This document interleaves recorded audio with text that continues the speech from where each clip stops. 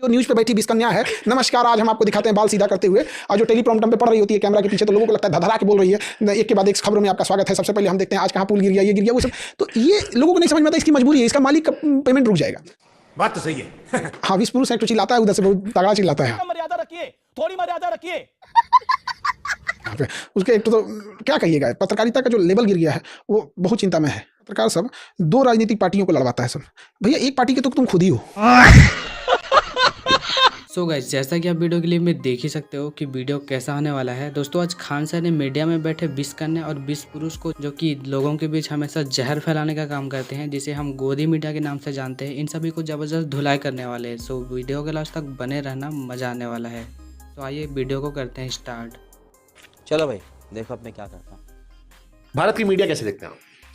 हम देखते नहीं करते क्योंकि इनसे अगर हम नाम नहीं लेंगे, लेकिन बहुत सारे एंकरों का जिक्र कर देते हैं प्यार प्यार से। तो एंकर लोग का जिक्र कर देते हैं अलग बात, बट ये लोग क्या चला देंगे कुछ समझ में नहीं आ रहा है। देखे एंकर लोगों को पसंद करते हैं आप? नहीं, एंकर लोगों को तो हम यही कहते हैं कि मतलब हम तो कई ठोको तो 20 कन्या बोलते हैं।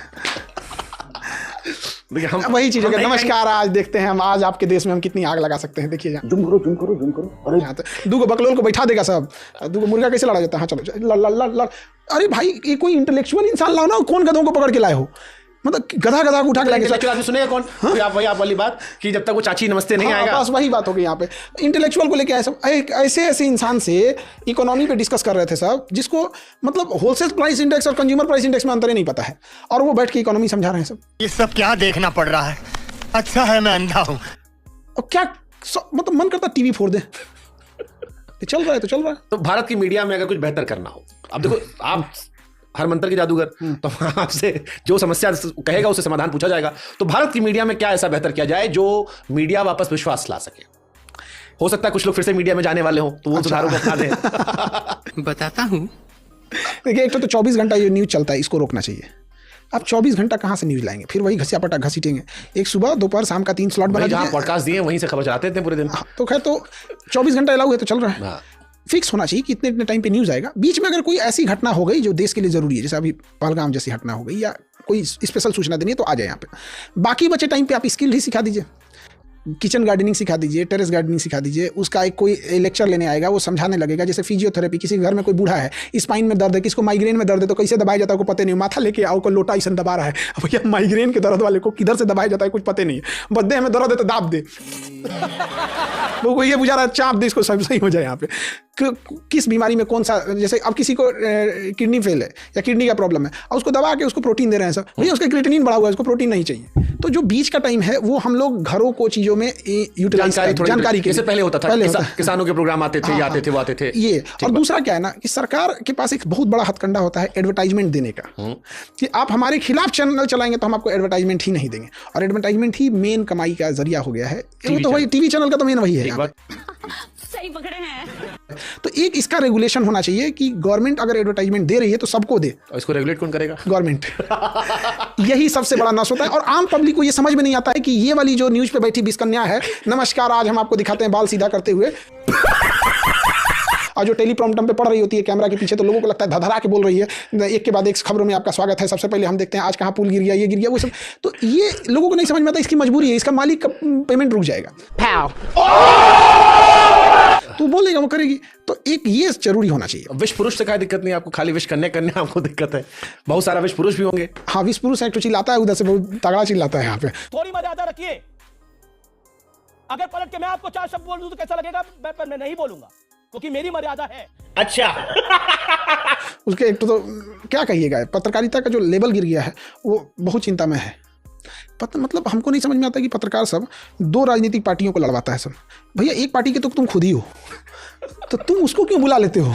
और हमको ताज्जुब ये होता है कि जो विपक्ष में आया है वो बोलता नहीं कि मैम आप पत्रकार महोदय या पत्रकार महोदया, आप स्वयं हैं, तो इस पार्टी से आपने क्यों बुला रखा है? Good question, you are a good question. आप पत्रकार, आप किसी पत्रकार का नाम बताइए, हम बताएंगे किस ओर से है। चलो, ये तो सबको पता है। हाँ, ये बताइए कौन सा पत्रकार आपको पसंद है? चलो एक नाम बताओ। आप अपना सवाल हमारे ऊपर फेंक दिए। आज मुझे बैठना, आपको कोचिंग सेंटर में पूछेगा। बैंड बज गया। हमारा देखिएगा, हम दोनों बजाते हैं, इतना बजाते हैं कि लोग पीछे कमेंट सेक्शन में भर जाते हैं, लेकिन ठीक है। खैर, अब किसी का एक बहुत सारे कोई जर्नलिस्ट आपको पसंद है जो नापसंद वाला बात, कोई पसंद है? बहुत सारे जर्नलिस्ट पसंद है, बट क्या है ना कि लोगों को एक नहीं होता है कि खुद से धारणा बनने लगती है एक चीज़ों में। और एक चीज़ हम देख रहे हैं ना पत्रकारिता में, आप एक और उंगली नहीं उठा सकते। एक है जो सरकार की गुलामी में लगा हुआ है। अब मैं कोई भी गेम खेल सकता हूँ। मतलब ऐसे पत्रकार हैं कि अगर उनकी जान लेनी है ना तो आप जहर लेके नेताओं के तलवे पे लगा दीजिए, सारे से मर जाएंगे। सुबह चाटने आएंगे तलवा, मर जाएगा उधर ही। वो है हरिराम कृष्ण जगन्नाथम प्रेमानंदी। मतलब आप समझिए जहर कहाँ लगाएंगे और मरेगा कौन। ऐसे ऐसे पत्रकार हैं। और कुछ ऐसे पत्रकार हैं जो कसम खा के रखे हैं कि हमको मोदी से ही एलर्जी है। अरे यार उस इंसान ने अच्छा भी काम किया है। मतलब एक है जिनके दाहिने पैर में जहर लगा दो, एक के बाएं में लगा दो, बस हो गया। तो ये खराबी हो गई, समझ जाएंगे। हाँ यही खराबी हो गई है। ऐसा नहीं है कि मोदी ने सब कुछ खराब किया है, कुछ चीज़ों को बहुत बेहतर की, कनेक्टिविटी हो गई या फिर इंफ्रास्ट्रक्चर पे काम करना हो गया, बहुत सारी चीज़ों पे वर्क किए हैं। कुछ चीज़ें पे काम ही नहीं किए, एजुकेशन जैसे।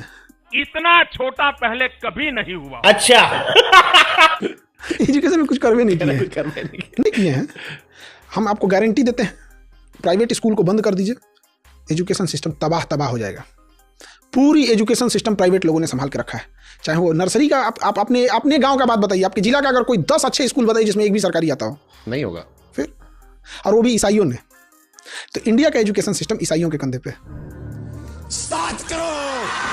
और कितनी दुर्भाग्य की बात है। और आप लोग उनको कोई मतलब एक तरह से वो एहसान दिखा सकते हैं इस चीज़ को कि हमने पूरी इंडिया के एजुकेशन सिस्टम को बना के रखा। यूट्यूब जर्नलिज्म कैसे देख रहे हो आप? चलो ये तो हम समझिए कि सरकार वालों तो हमने एक लंबा चैप्टर जर्नलिज्म में बात करते हैं। यूट्यूब जर्नलिज्म जो दूसरा चल रहा है अभी आजकल, ये काफी ठीक चल रहा है, बट इसका भी एक हिस्सा है ना जिसको केवल व्यूज चाहिए। जो नए हैं, जो एथिक्स ने व्यूज चाहिए, वो आपका बेडरूम दिखा देंगे। कैसे कैसे लोग रहते हैं यार यहाँ पर, गजब एकदम, मत पूछिए। अरे हम तो कई जर्नलिस्ट देखे जो खान सर की शादी में गए, इसका वीडियो बना दिए। हाँ बहुत सारा। अब देखिए, अब हम तो इसमें गए ना, मतलब परेशान हो गए हम लोग इसमें। क्या नाम है, कहीं पे चले गए, कुछ भी सवाल पूछ दीजिए। अरे भाई आप मतलब हम एक जगह से निकल रहे थे तो एक मोहतरमा थी, सीधे माइक घुसा दिए, अमित सिंह से खान सर कैसे बने। हम कह रहे भाई साहब तुम्हारा सवाल कुछ से कुछ पूछ दोगी। हाँ, हमको कहीं वो आधा अमित सिंह समझता है, कहीं तो खान सर समझ रहा है। देखो इधर हम घुसेंगे नहीं इस नाम के चक्कर में। नाम में क्या रखा है, इतिहास भूगोल ने बहुत कुछ रखा है, उधर इतिहास भूगोल पे आते हैं। नाम तो दुनिया देखे से। गांधी जी, पटेल जी, कौन ज्यादा प्रासंगिक थे आपकी नजर में? अपने दौर में किसका ज्यादा इंपैक्ट था देश में? हथौड़ी अच्छा की पिलास? अभी पता चल जाएगा, 2 मिनट। जियो दोनों का अलग अलग काम, फिर दोनों का अलग अलग काम था। जिसका ज्यादा इंपैक्ट रहा देश पे उस पर तुम कर सकते ना कि पिलास ज्यादा काम तो आया। स्वयं सरदार पटेल गांधी जी को अपना मतलब समझिए कि सरदार पटेल जो थे, जब वो बारदोली सत्याग्रह कर रहे थे और वहां की महिलाओं, नहीं बट सरदार का इम्पैक्ट आजादी के जो लास्ट के फेज थे, जब वो रियासतों को जोड़ा गया, उसके पहले Sardar Patel one of the freedom fighter थे जो महान थे। बट जो इंपैक्ट उनका रहा वो रियासतों को जोड़ने में, बहुत अच्छा, उसके कॉन्टेक्स्ट में, और उस कॉन्टेक्स्ट पूछ रहा हूं मैं। सरदार पटेल ने बहुत अच्छे से रियासतों को जोड़ा था। लेकिन हम आज भी हम कहते हैं कि सरदार पटेल को उस समय ये प्रस्ताव पास कर देना चाहिए था कि वो विभाजन की तत्काल परिस्थितियों को एक्सेप्ट नहीं कर रहे हैं। मगर क्यों? लेके आ सकते थे संसद में, क्योंकि जैसे देखिए 370 हटाने का कौन लाए थे? गृह मंत्री लाए थे, अमित शाह लाए थे। एक प्रस्ताव लाके अगर बस ओपन छोड़ देते ना कि 2 साल बाद जनरल बूचर चला गया था और 2 साल बाद जिन्ना मर चुका था। मानते ना कि हमारे तो बहुत टाइम तक सरकार अंग्रेजी चला रहे थे लंदन से बैठ के, कुछ समय तक चला, तो पटेल साहब थे ना यहाँ। तो दोनों में हम आप कैसे अलग कर सकते हैं? दोनों ही महान थे। शाबाश बेटा, बहुत बढ़िया मुन्ना। आप एक किसी की तुलना भी गांधी गलत से, नेहरू के साथ फिर भी बात है, गांधी से अच्छा नहीं है। नेहरू पटेल भी चलो बताता हूं मुझे, नेहरू पटेल में ज्यादा इंपैक्ट किसका? देखिए, अगर नेहरू जी के पास लेगेसी नहीं रहती मोतीलाल नेहरू की, तो सरदार पटेल उन्हें पीछे कर देते हैं। गलत हुआ सरदार पटेल साहब, वो जो 1935 में इलेक्शन हुआ था जिसमें वो जीते थे, गांधी जी ने कहा, उसको देखने का बड़ा नजरिया अलग है। वो तो बिना मतलब की चीज है। 1935 कहाँ है उस समय? चलो ठीक है, वहां से भी आगे, वहां से मैंने ओशो के भाई साहब का पॉडकास्ट किया। ओशो का एक बड़ा फेमस कोट है कि गांधी जी की सादगी के चक्कर में बड़ा खर्चा हुआ। वो एक सादगी मेंटेन करते थे। गांधी जी के बारे में हमने बड़ी तारीफ की अपने कई हाल फिलहाल पॉडकास्ट में।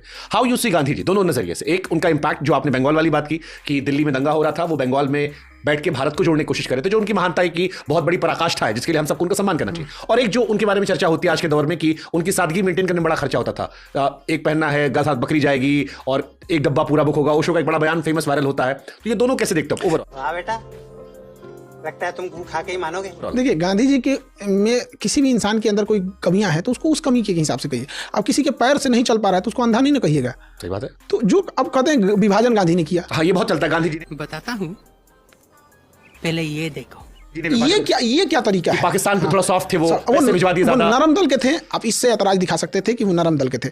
भगत सिंह के टाइम जब बचाने की बात आई तो एक तो उनके ऊपर 2 आरोप बड़ा लगा देता है। एक, विभाजन इन्होंने किया। हमको पूरा हिस्ट्री पढ़ने के बाद हमको आज नहीं बुझाया कि गांधी कहाँ से चले। CR फार्मूला, चक्रवर्ती राजगोपालाचारी फार्मूला आया था, और सरदार पटेल से लेकर हर लोगों की सहमति थी यहाँ पर।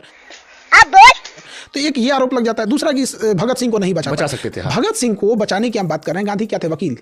अगर मान के चलिए आपका कहीं केस अटक गया, आपको फांसी लगने वाली है, वकील बचा सकता है या आपके सामने बैठा जज बचा सकता है? आपको ज्यादा बचाने की चांसेस कौन है? जज। आगा हैदर खान एक जज थे।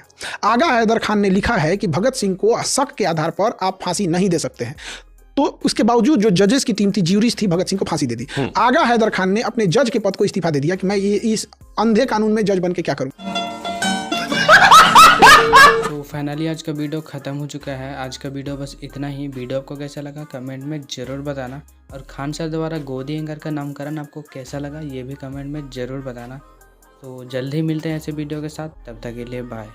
Thank you for being here. बहुत बहुत धन्यवाद।